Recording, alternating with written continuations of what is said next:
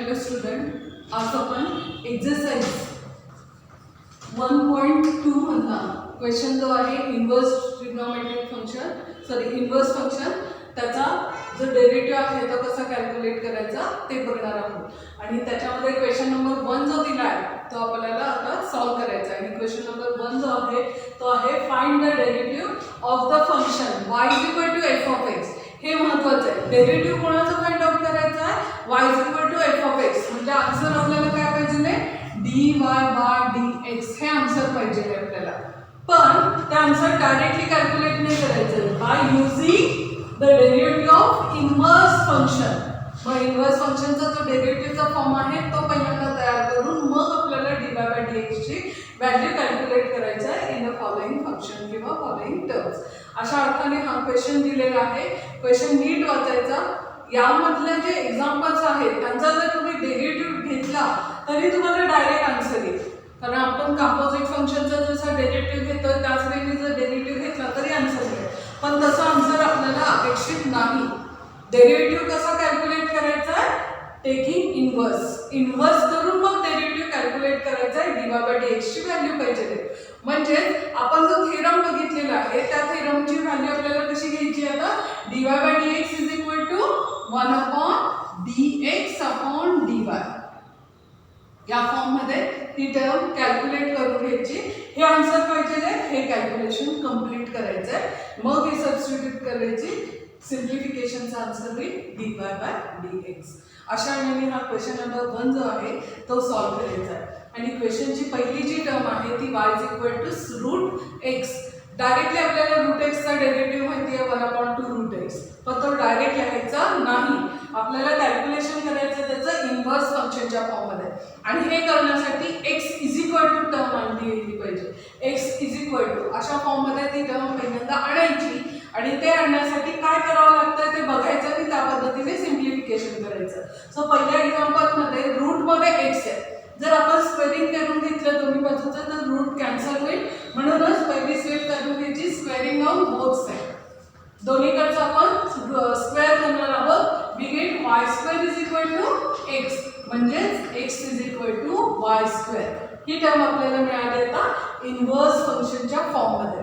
आता त्याचा जो डेरिव्हेटिव्ह आहे तो कॅल्क्युलेट करायचा, म्हणजे dx/dy। म्हणून डिफरन्शिएट करावं लागेल ह्या टर्मला विथ रिस्पेक्ट टू y। आतापर्यंत आपण डिफरन्शिएट करत होतो विथ रिस्पेक्ट टू x, आता आपल्याला डिफरन्शिएट करावं लागेल विथ रिस्पेक्ट टू y। आणि y चा जो डेरिव्हेटिव्हचा फॉर्म आहे तो येईल dx/dy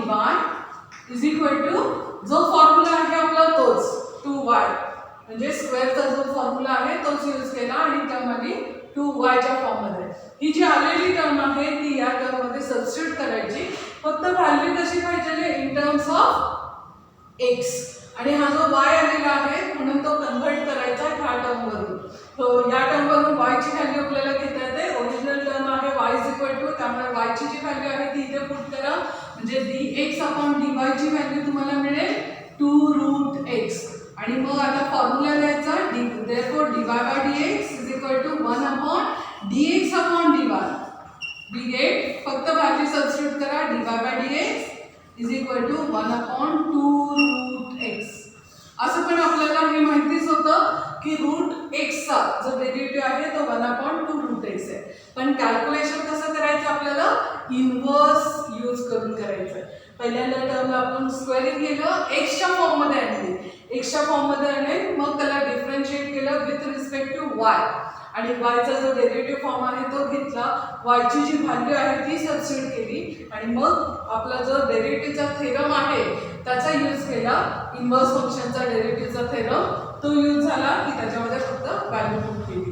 हे आपलं पहिलं एक्झाम्पल इथे कंप्लीट झालं। हे जसं केलंय ना तसंच पुढचे जे एक्झाम्पल आहेत ते 1 बाय 1 आपल्याला सॉल्व करायचे। फक्त टेक्निकली ज्या गोष्टी आपल्याला लागतील त्या सिम्प्लिफाईड फॉर्म मध्ये तशाच घ्यायच्या। आता दुसऱ्या एक्झाम्पल मध्ये जी टर्म दिलेली आहे ती आहे y √x - 2 या फॉर्म मध्ये। क्यूब रूट मध्ये ही व्हॅल्यू आहे आणि क्यूब रूट आपल्याला जर नको असेल तर आपल्याला cubing on both hand side करावं लागेल। आणि तीच टेक्निक यूज करायची, क्यूब ऑन बोथ साइड। दोन्हीकडचं जर क्युबिंग केलं तर we get y cube is equal to cube root आणि cube get cancel x minus 2. आता परत एक्सच्या फॉर्ममध्ये बघूया तर म्हणून मी इथे 2 ला शिफ्ट करा, इकडे मायनस इकडे गेलं की प्लस. फक्त लिहिताना मी x is equal to y cube plus 2 ही जी टर्म आहे ती राईट हँड साईडला टर्म लिहून काढली. आता या टर्मला डिफरन्शिएट करायचं विथ रिस्पेक्टिव्ह वाय. वायने त्याचा जो डेरिव्हेटिव्ह आहे तो घ्यायचा dx upon dy is equal to normal वेने आपण जसे फॉर्म्युले यूज करतो तसंच. आता x रेज टू n चा जो फॉर्म्युला आहे तो यूज होईल 3y² प्लस कॉन्स्टंटचा डेरिव्हेटिव्ह 0 म्हणजे आन्सर काय आला आपलं 3y² या फॉर्ममध्ये. आता y ची जी व्हॅल्यू आहे ती सबस्टिट्यूट करूया. y ची टर्म ही गिवन टर्म जी आहे ती आहे cube root of x minus 2 bracket square. कारण इथे स्क्वेअर आल्यामुळे त्या टर्मला आपण ब्रॅकेट स्क्वेअरच्या फॉर्ममध्ये लिहिलं. आता आपल्याला आन्सर पाहिजे dy/dx derivative with respective x चं पाहिजे. त्यामुळे dy/dx आपला जो थेरम आहे तो लिहायचा आणि थेरम नुसार जी व्हॅल्यू आहे ती व्हॅल्यू आता आपण सबस्टिट्यूट करूया. So substitute the term we get 1/3 cube root of x minus 2 bracket square आणि हेच आपला आन्सर असेल डेरिव्हेटिव्ह ऑफ गिवन टर्म. याचा तुम्ही सिंपल वेने आपला आन्सर करेक्ट आलं की नाही हे पण चेक करू शकता. सिंपल वेने त्याचं डेरिव्हेटिव्ह कॅल्क्युलेट करून बघा ही टर्म व्हॅल्यू. अशा वेने आपल्याला हे इन्व्हर्स करून फाइंड आउट केलेली ही टर्म आपल्याला मिळाली. नेक्स्ट जो प्रॉब्लेम आहे तो y is equal to log of 2x. So third number y is equal to log of 2x. आता ही जी टर्म आहे ती आहे लॉगच्या फॉर्ममध्ये आणि आपल्याला व्हेरिएबल जे आहे ते x वेगळं काढायचं इन्व्हर्स फंक्शनच्या फॉर्ममध्ये टर्म कन्सिडर करायची. आणि हे करण्यासाठी जेव्हा लॉगची टर्म असते तेव्हा लॉग आणि एक्सपोनेन्शियल एकमेकांचे अपोजिट असतात. So taking exponential on both hand side दोन्हीकडचं एक्सपोनेन्शियल जर कन्सिडर केलं तर टर्म कशी होईल e raised to y is equal to e raised to log of 2x minus 1. दोन्ही साईडचं मी एक्सपोनेन्शियल फंक्शन जर कन्सिडर केलं तर लॉग आणि एक्सपोनेन्शियल एकमेकांच्या अपोजिट असतात. त्यामुळे एक्सपोनेन्शियल आणि लॉगॅरिथम बेस इक्वल असल्यामुळे ही टर्म कॅन्सल होईल आणि आपल्याला मिळेल 2x minus 1. बेस जेव्हा सेम असतो लॉग आणि एक्सपोनेन्शियलचा तेव्हा ती टर्म कॅन्सल होते आणि जी टर्म आहे तीच टर्म शिल्लक राहते. या फॉर्ममध्ये आपल्याला सिम्प्लिफाईड झालं. आता ह्या टर्मला इकडे शिफ्ट करा पॉझिटिव्ह होईल. लिहिताना मी 2x is equal to e raised to y plus 1 अशी टर्म लिहिली. परत आपल्याला 2 नको आहे फक्त एक्स्ट्रा फॉर्ममध्ये पाहिजे त्यामुळे 2 ला इकडे शिफ्ट करा. इकडे तो मल्टिप्लिकेशन आहे इकडे गेलं की डिव्हिजन होईल. So e raised to y plus 1 upon 2 हे जे आहे ते आपल्याला सिम्प्लिफाईड मधला इन्व्हर्स मिळाला. आता हे इन्व्हर्सला तुम्हाला डिफरन्शिएट करायचं आहे विथ रिस्पेक्टिव्ह वाय आणि हे करत असताना अजून तुम्ही टेक्निकली ही टर्म कशी लिहू शकता 1/2 u अपॉन v चा फॉर्म्युला येणार नाही कारण अपॉन मध्ये कॉन्स्टंट आहे म्हणून ती टर्म लिहिताना असं जरी लिहून काढलं ना तरी चालेल. ह्याच्याने कन्फ्युजन होणार नाही. 1/2 ॲज इट इज आणि फक्त ब्रॅकेटमध्ये e raised to y plus 1 अशी जरी टर्म लिहिली तरी चालेल आणि मग त्याला डिफरन्शिएट करा with respective y. term dx upon dy is equal to coefficient as it is. So coefficient as it is derivative आता आपल्या फंक्शनचा घ्यायचा. So derivative of function e raised to y is e raised to y आणि कॉन्स्टंटचा derivative 0. त्यामुळे फक्त answer काय राहिलं e raised to y. हे आपलं जे आन्सर आहे ते शिल्लक राहिलं.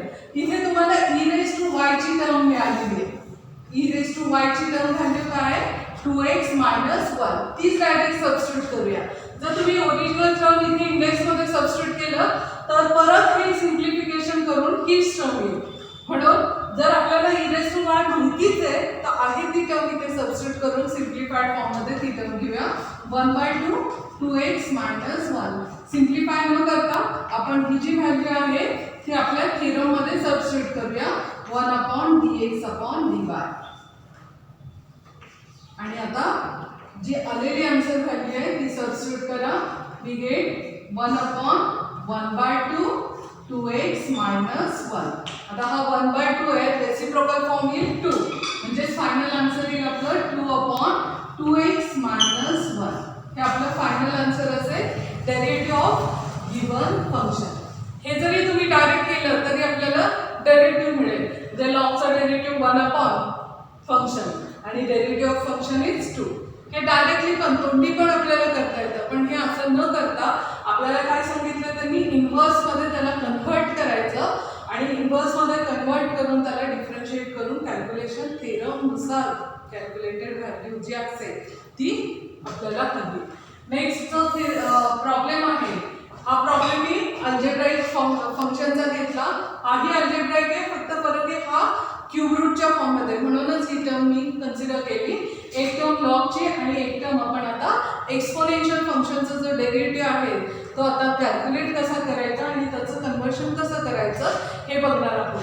परत तीच टर्म एक्सपोनेन्शियल आणि लॉग एकमेकांच्या अपोजिट आहेत, त्यामुळे आता एक्सपोनेन्शियल आहे म्हणून काय करायचं, लॉग घ्यायचं.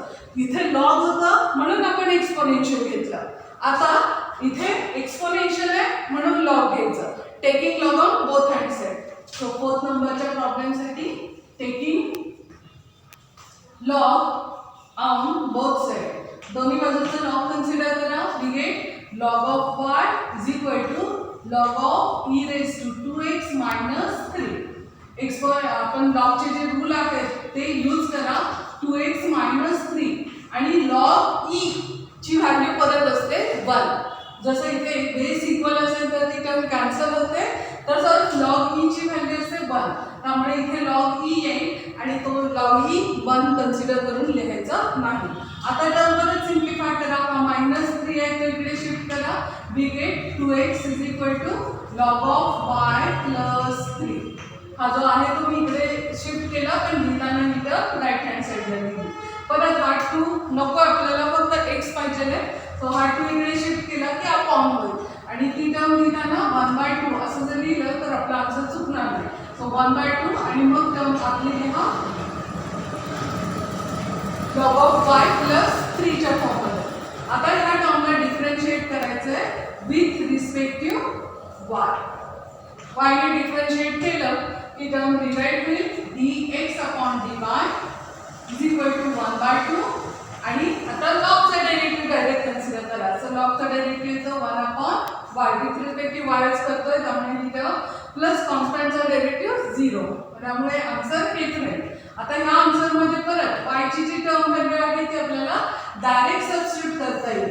ह्याला काहीच सिम्प्लिफिकेशन नाही आहे. जी y ची व्हॅल्यू आहे ती सबस्टिट्यूट करा 1 upon e raise to 2x minus 3 आणि हेच आपलं फायनल आन्सर असेल. इथे 1 मल्टिप्लाय जर केलं तर हा इथे ब्रॅकेट टाकून ही टर्म आपल्याला लिहिता येते, ते खालच्या वर लिहिलं तरी आपण. So dy by dx is equal to formula लिहून काढायचा dx upon dy is equal to term in 1 upon 2 e raise to 2x minus 3. आता परत याचं 1 अपॉन अशी टर्म आली, त्यामुळे रेसिप्रोकल फॉर्म येईल आणि फायनल आन्सर आपल्याला कशा मिळेल dy by dx is equal to reciprocal form एकमेकांचा घ्यायचा. So 2 e raise to 2x minus 3 आणि हेच आपलं फायनल आन्सर असेल. असंही तुम्ही चेक करून बघू शकता. एक्सपोनेन्शियल फंक्शनचा exponential function as it is derivative येईल. परत फंक्शनचा डेरिव्हेटिव्ह घ्यायचा आहे. फंक्शनचा डेरिव्हेटिव्ह किती आहे, कोएफिशियंट 2, तर तोच 2 इथे आलेला आहे. डायरेक्टली सुद्धा आपण केलेलं कॅल्क्युलेशन बरोबर आलं की नाही हे आपल्याला चेक करून बघता येतं, पण टेक्निकली आपल्याला ते सॉल्व करायचं आहे as a inverse trigonometric function घेऊन. आणि हे जे प्रॉब्लेम्स आहेत तेच थोडेसे वेगळे आहेत. नंतरचे क्वेश्चन नंबर 2 चे जे प्रॉब्लेम्स आहेत ते परत डायरेक्टली कॅल्क्युलेट करायचे आणि त्याचा इन्व्हर्स शेवटी करायचा आहे. म्हणजे derivative dy by dx direct घ्यायचा आणि आपल्याला कॅल्क्युलेशन करायचं आहे dx अपॉन dy चं. हे जे प्रॉब्लेम्स आहेत ते क्वेश्चन नंबर 2 मध्ये दिलेले आहेत. क्वेश्चन नंबर 1 मध्ये अजून काही प्रॉब्लेम्स आहेत ते तुम्ही होमवर्क म्हणून सॉल्व करायचे आहेत. होमवर्कसाठी जे प्रॉब्लेम्स आहेत ते लिहून काढा. पुस्तक सगळ्यांकडेच असलं पाहिजे ना, शिकवताना किंवा तुम्ही जेव्हा व्हिडिओ बघता तेव्हा कंपल्सरी पुस्तक जवळ ठेवायचं, जेणेकरून जे प्रॉब्लेम्स आहेत ते तुम्हाला लक्षात येतात की कुठले सारखे प्रॉब्लेम्स आहेत. मी घेताना नेहमीच जे वेगवेगळे आहेत ते ते घेते आणि जे एकसारखे आहेत ते तुम्हाला होमवर्क म्हणून देते. कारण तुम्ही जर चॅप्टर बघितला, सिलेबस बघितला तर खूप फास्ट आहे. प्रत्येक प्रॉब्लेम जर सॉल्व्ह करत बसलो ना तर खूप वेळ जाईल आपला. त्याच्यामुळे जे सारखे प्रॉब्लेम्स आहेत त्याच्यातला एक प्रॉब्लेम मी सॉल्व्ह करून देते, उरलेले तुम्हाला होमवर्क म्हणून कंपल्सरी सॉल्व्ह करायचे. आणि काही अडचणी आल्या तर तुमच्याकडे पुस्तक आहेच, त्याच्यामध्ये सॉल्ट एक्झाम्पल पण आहेत. ते सॉल्ट एक्झाम्पल जरी बघितले तरी चालतात, किंवा मला व्हॉट्सअप करा की हा प्रॉब्लेम नाही समजला तर मी सांगेन. पण त्याच्या अगोदर तुम्ही कंपल्सरी व्हिडिओ बघणं गरजेचं आहे. कारण व्हिडिओमध्ये ऑलरेडी त्या प्रॉब्लेमची व्हॅल्यू जी आहे ती कशी प्रकारे सिम्प्लिफाय केलेली आहे हे मी सांगितलेलं आहे. मी जास्तीत जास्त तुम्हाला तो प्रॉब्लेम सॉल्व्ह करून टेस्ट करू शकते. तेवढं जर आपण केलं तरी हा जो प्रॉब्लेम आहे किंवा उरलेले एक्सरसाइजमध्ये उरलेले जे प्रॉब्लेम्स आहेत ते व्यवस्थित करू शकता. प्रॅक्टिस मात्र व्यवस्थित करणं गरजेचं आहे. प्रॅक्टिसशिवाय ह्या टर्म्स तुम्हाला सिम्प्लिफाय होणार नाही. सो ज्या टर्म्स आहेत त्याच्यामधली उरलेली व्हॅल्यू आहे y is equal to square root of 2 minus root x. ही एक टर्म तुम्हाला होमवर्क म्हणून सॉल्व्ह करायची आहे. Next term is y is equal to 2x plus 3. एक्सपोनेन्शियलची एक टर्म आहे y is equal to e raise to x minus 3 आणि एक लॉगॅरिथमची फंक्शन व्हॅल्यू आहे log 2 base 2 of x by 2. हे सोपं आहे. Squaring on both hand side करा, परत squaring on both hand side करा. 2 वेळा करावं लागेल तुम्हाला, कारण रूटमध्ये परत रूट आहे. हे 2 वेळा रूट करून घ्या, स्क्वेअरिंग करावं लागेल ह्याच्यासाठी. दुसऱ्या टर्मसाठी फक्त ही टर्म शिफ्ट करा, डायरेक्ट एक्झाम्पल, नंतर 2 ला शिफ्ट करा. हे लगेच जमेल, याला काहीच प्रॉब्लेम नाही.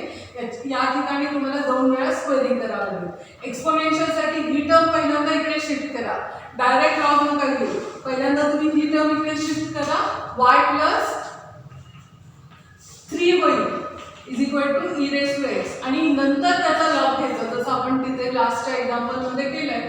नंतर लॉग घ्या, डायरेक्ट तुम्हाला एक्सच्या फॉर्ममध्ये येईल. ह्या टर्मसाठी तुम्हाला थोडंसं सिम्प्लिफिकेशन करावं लागेल. बेस सेपरेट करून घ्यायचा. सो बेस सेपरेट करायचा लॉग ऑफ 2च्या फॉर्ममध्ये आणि मग सिम्प्लिफिकेशन जे आहे ते करायचं. ही टर्म इकडे शिफ्ट करा, लॉग ऑफ 2 इंटू वाय. हा वाय जो आहे तो मी इथे पुढे लिहिते is equal to log of x by 2. ही टर्म अशी सिम्प्लिफाय होईल. आता परत लॉगचे जे रूल आहेत ते यूज करा, म्हणजेच log of 2 raise to y is equal to log of x y. अशा पद्धतीने ही टर्म सिम्प्लिफाईड झाली. दोन्ही टर्म लॉगच्या आहेत आणि मध्ये इक्वॅलिटीचा सिम्बॉल आहे. याचा अर्थ टर्म्स आर इक्वल आणि टर्म्स इक्वल कन्सिडर करायचे, म्हणजेच आपल्याला e raise to y is equal to x by 2.